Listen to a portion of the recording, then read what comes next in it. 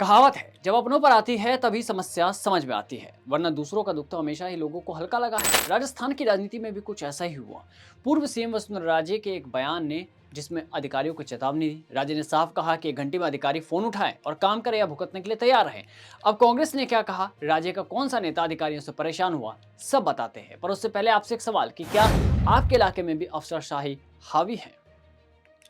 नमस्कार, आप देख रहे हैं पॉलिटिकल पंचायत में, आपके साथ दीपक कुमार। अब राज्य का यह बयान साफ और स्पष्ट था कि अधिकारी मनमानी कर रहे हैं, जैसा कि कांग्रेस आरोप भी लगाती रही। पर इस बयान की टाइमिंग बड़े मायने रखती है कि आखिर राज्य को अचानक ये क्यों याद आ गया, क्योंकि कांग्रेस तो सत्ता में भजन लाल के आते ही आरोप लगा रही थी। इसकी वजह है एक पोस्ट जिसे वसुंधरा राजे समर्थक नेता ने किया। उनका नाम है कैलाश नाथ भट्ट। पेशे से वरिष्ठ अधिवक्ता रहे हैं और भाजपा के प्रदेश प्रवक्ता भी। भट्ट के एक पोस्ट ने सिस्टम की सारी पोल खोल डाली। भट्ट ने शनिवार को सोशल मीडिया पर नगर निगम में मृत्यु प्रमाण पत्र की एक फोटो शेयर की और इसके साथ ही आवेदन की फोटो डाली और लिखा कि मेरे बड़े भाई की मृत्यु 3 दिसंबर 2025 को हुई। मृत्यु प्रमाण पत्र के लिए नगर निगम सांगानेर कार्यालय के 2 चक्कर लगाने पड़े। शमशान वाले को भी चक्कर लगाने पड़ रहे हैं। गलती एक ही है कि मैं दलाल के माध्यम से इसे प्राप्त नहीं कर रहा हूं। ऐसे में आमजन के साथ क्या हो रहा होगा। इसके बाद भट्ट ने फिर से पोस्ट लिखी कि जिस गति से आज मुझे बड़े भाई का मृत्यु प्रमाण पत्र जारी किया है, आमजन को भी चक्कर ना लगाने पड़े, ऐसी व्यवस्था होनी चाहिए। आम नागरिक को भी न्याय मिले। कुछ कर्मचारी और अधिकारी के व्यवहार से आमजन में सरकार की बदनामी ना हो, ऐसे कर्मचारियों पर कार्रवाई होनी चाहिए।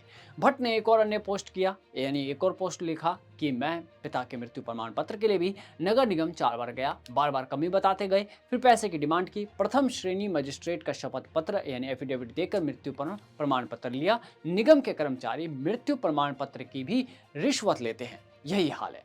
भट्ट का ये पोस्ट वायरल हो रहा था और राज्य की प्रतिक्रिया भी आई, क्योंकि मौका भी था और दस्तूर भी। जब शनिवार को कॉन्स्टिट्यूशन क्लब में बीजेपी के प्रदेश स्तरीय संगठनात्मक कार्यशाला चल रही थी, तमाम बीजेपी के दिग्गज नेता मौजूद थे। वसुंधरा राजे की बारी आई तो वसुंधरा राजे ने कहा कि बिना कार्यकर्ता भाजपा प्राण विहीन है, इसलिए जरूरी है कि हम कार्यकर्ता को मजबूत करें। गाँव में बूथ अध्यक्ष, मंडल में मंडल अध्यक्ष और जिलों में जिला अध्यक्ष हमारे एम्बेसडर हैं। उनके साइन से जनता के काम हो, उनकी 1 घंटे में अधिकारी फोन उठाएं और काम करें या भुगतने के लिए तैयार रहें। उन्होंने कहा कि हमारे कार्यकर्ता की आवाज पीएम और सीएम की आवाज है, कार्यकर्ता की आवाज की उपेक्षा बर्दाश्त नहीं होगी। उन्होंने कहा कि एक वक्त था जब देश की दसों दिशाओं में कांग्रेस थी, आज जिस तरफ देखो उधर भाजपा है। ये कार्यकर्ता की तपस्या का फल है, जिसने ना भूख देखी ना प्यास, बस लगा रहा कमल खिलाने में।